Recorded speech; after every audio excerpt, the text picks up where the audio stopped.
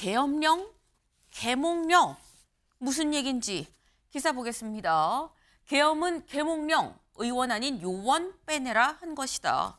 어제 4차 이 헌재 탄핵 심판 변론에서 나온 얘기인 거죠. 요 얘기 직접 들어보고 오시죠.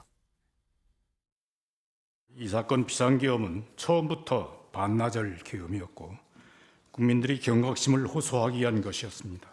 국민들은 이 사건 비상계엄을 계몽령이라고 이해하고 있는데 반국가 세력은 대통령이 비상계엄 선포를 내란죄라고 몰아서 국방 책임자들을 구속한 데 이어서 대통령까지 구속한 것입니다. 이 비상계엄에 실패한 가장 큰 이유가 뭐라고 생각하세요? 비상계엄을 실패했다. 저는 실패 성공이라고 생각지는 않습니다. 이게 오래 할 것은 아니라는 생각을 가지고 계셨고 실제로 인식 자체가 다수당의 어떤 그런 폐악질 이런 어떤 국회 이 폐악질에 대해서 경종을 울리는 차원이었기 때문에 이번에 이런 경종을 충분히 국민들께 울렸다는 측면에서는 그렇게 저는 실패라고 생각지는 않습니다. 알겠습니다. 네. 실패한 계엄이 아니라 예상보다 좀 더 빨리 끝났다. 그리고 그 이유는 국회가 계엄 해제 요구를 아주 신속하게 한 것도 있고 저 역시도 계엄 해제 요구가 결의가 나오자마자 군 철수를 지시했고. 네, 윤 대통령 측에서는 이렇게 얘기를 합니다. 계엄은 사실상 국민을 일깨우기 위한 계몽을 위한 것이었고 그러므로 계엄은 실패한 게 아니다. 다만 좀 일찍 끝난 것이다 라는 지금 주장인 건데 근데 그렇다고 한다면 원영석 변호사님, 윤 대통령 쪽에서는 이번 계엄의 목적을 달성을 했다라고 보는 걸까요? 예, 계엄이라는 게 사전적인 의미가 네. 엄히 경계한다라는 뜻입니다. 적의 침공에 경계한다라는 뜻인데 이게 네. 17세기 청나라 한자 사전에도 나오는 단어거든요. 근데 친필 메모에도 말씀을 하셨지만 인지전, 하이브리드전의 위협이 존재를 한다, 우리나라에. 그리고 네. 그 부분에 대응할 필요가 있다. 그런데 이번에 계엄령을 선포를 하면서 국민들이 갖가지 이 국내외적으로 일어나는 상황에 대해서 인식을 하기 시작했습니다. 물론 담화에도 말씀하신 게 있죠. 22회에 걸친 탄핵소추, 예산농단, 입법농단을 이야기하셨는데 그럼에도 불구하고 사이버 심리전 네. 그리고 정보전 이걸 통한 국내 여러 가지 불안이 야기될 수 있다라는 거를 국민들이 이제 인식을 했어요. 이렇게 여론조사가 올라가는 것도 네. 그런 대통령이 이야기하고 대통령이 외치려고 했던 그 목소리를 국민들께서 수용하기 시작했기 때문에 발생하는 현상이거든요. 그래서 저는 계엄령이 아니라 계몽령이라는 거는 나름 적절한 비유였다라고 보여집니다. 네, 지금 말씀은 계몽령이 계엄령이 아니라 계몽령이라는 거고 그리고 이러한 윤석열 대통령 측의 이 입장, 주장에 대해서 국민들이 많이 받아들이니까 최근에 나오는 여론조사도 여기에 호응해서 국민의힘이 더 민주당보다 높은 지지 그리고 정권 교체가 그다지 이 비율이 높지 않은 거 아니겠느냐라고 말씀하셨거든요. 이 변호사님. 저는 이제 국민을 계몽하기 위해서 한 것이다라고 이야기를 했는데요. 네. 국민을 계몽하기 위해서 계엄을 할 수 있다는 것은 어떤 법에도 나와 있지 않습니다. 헌법에 보면 전시 비상사태, 이렇게 비상사태일 경우에만 계엄을 하도록 되어 있는데 지금 비상사태가 아님에도 불구하고 계엄을 했다. 그러니까 비상사태라는 어떤 계엄의 전제 요건을 충족하지 못했는데도 계엄을 선포했다라는 어떤 자기 고백의 다름 아니다라고 생각을 합니다. 그리고 이를 통해서 국민들에게 경고를 했다. 다수당의 폐악질에 대해서 경종을 울렸다라고 하는데 네. 만약에 그랬다면 탄핵이 되지 말았어야죠. 왜냐하면 이 계엄이 있고 난 다음에 모든 국민들이 다 거리로 나와서 탄핵을 의결하라고 이제 주장을 했던 거거든요. 그거는 뭐냐면 국민들에게 경종을 울리긴 울렸는데 다수당의 폐악질에 대해서 경종을 울린 게 아니라 이런 사람은 대통령이 되어서는 안 되는구나. 이걸 깨닫고 모든 국민을 거리로 나오게 한 거거든요. 그렇기 때문에 저는 계몽령 이거는 말이 되지 않는다라고 생각을 합니다. 네, 지금 두 분 다 국민들은 여기 지지한다. 아니다. 국민들이 지지하지 않지 않느냐라고 두 가지를 같이 지금 말씀을 해주셨어요.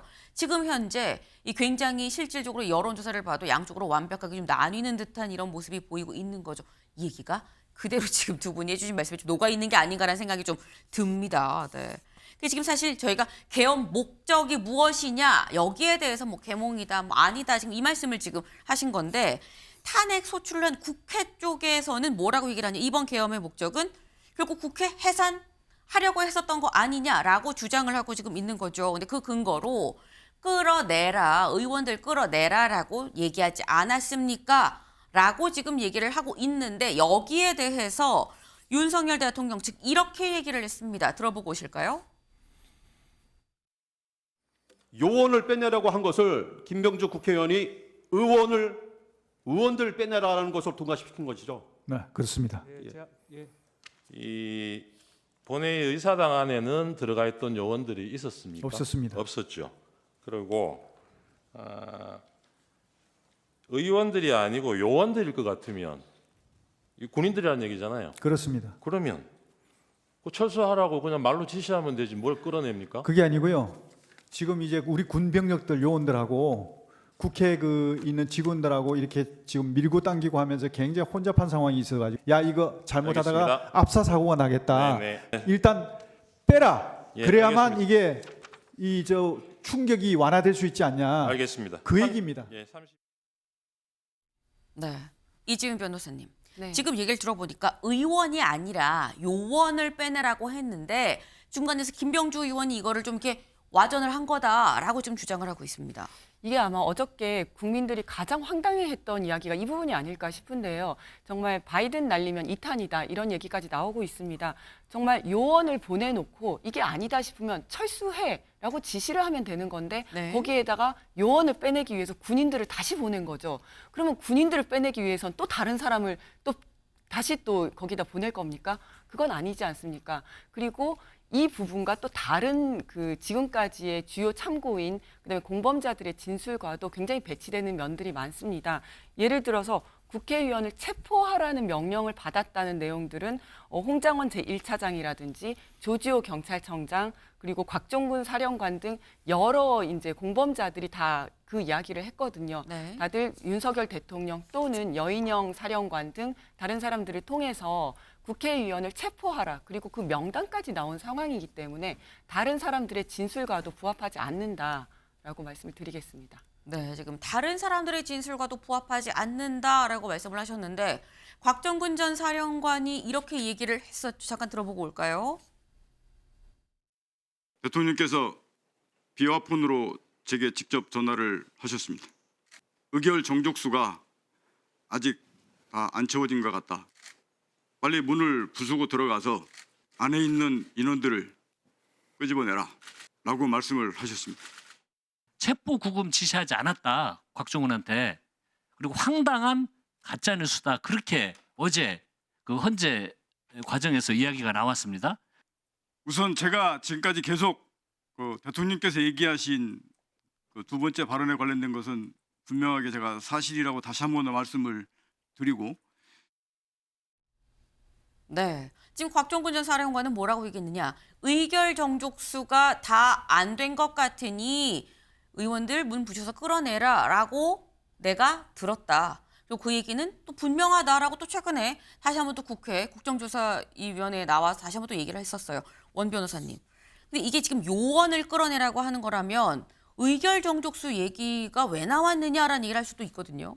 근데 지금 저 그 동영상에서도 네. 의원이라고 안 하고 인원을 끌어내라고 하고 있습니다. 그리고 그 계엄 직후에 김병주 의원의 유튜브에 나와서 곽종근 전 육군 특수전사령관이 그 인터뷰하는 그 내용의 직후에요. 그거를 제가 몇 번을 돌려봤는데 네. 정확하게 요원이라고 합니다. 이거는 뭐 바이든 날리면이 아니라 헷갈릴 수 있는 단어가 아니라 네. 요원이라고 명시적으로 이야기하고 그게 그렇게 들립니다. 근데 맥락상 헷갈릴 수 있는 단어는 있어요. 예를 네. 들어 의원과 위원. 네. 우리가 이거는 뭐 헷갈리기는 하는데 네. 의원과 요원, 의원과 인원 이거는 맥락상 헷갈릴 수가 없는 단어거든요. 그래서 분명히 의원이라고 말을 안 했는데 그리고 들리기로도 그 직후에 이야기한 게 그래도 네. 가장 기억력이 생생할 거 아닙니까? 거기서도 분명히 요원이라고 하는데 이거를 김병주 의원이 사실은 뒤에 이거를 고치는 약간 그 유도신문 같은 걸 하면서 이거를 고쳐요. 그래가지고 그거를 마치 의원을 빼내라고 한 걸로 이렇게 세상에 퍼지지 않았습니까? 근데 아마 그 가장 직후에 있는 김병주 의원 유튜브에 나온 곽종건 전 사령관의 네. 그 발언을 들어봐도 정확하게 요원으로 들립니다. 근데 그렇다고 한다면 곽종근 전 사령관이 의결 종족수가 아직 안 됐으니라고 말을 하는 건 김병주 의원이 와전에서 국회에서 의원이죠라고 프레임을 짠 거에 적극 협조를 했기 때문에 그렇게 말을 한 거다라고 보시는 걸까요? 그러니까 이제는 그 피고인 입장이잖아요. 피의자 네. 입장이고, 그러니까 본인이 가지고 있는 법적인 그런 게 좀 고려해서 하는 게 아닌가라는 많은 그 주위의 의심들이 있는데, 그런 것보다는 본인이 생각하는 맥락이나 이런 것들을 조금 더 더하시진 않았나 하고 개인적으로 추측이 돼요. 하지만 의원이 아니라 요원이라고 말한 거 분명히 있고, 네. 근데 그 요원이라고 이야기한 거에 대해서는 본인이 어떤 설명을 할 수 있느냐, 그걸 물어보고 설명을 하는 건 아니잖아요. 그래서 네. 이 부분은 앞으로도 뭐 조금 그 수사 과정에서도 밝혀져야 될 부분이겠지만, 적어도 요원이라고 발언한 거 분명히 존재하고, 네. 그게 그 대통령의 진술과 전 국방부 장관의 진술이 그 당시에 그런 요원이라는 발언과 일치한다라는 건 명확하다는 겁니다. 네. 이 변호사님.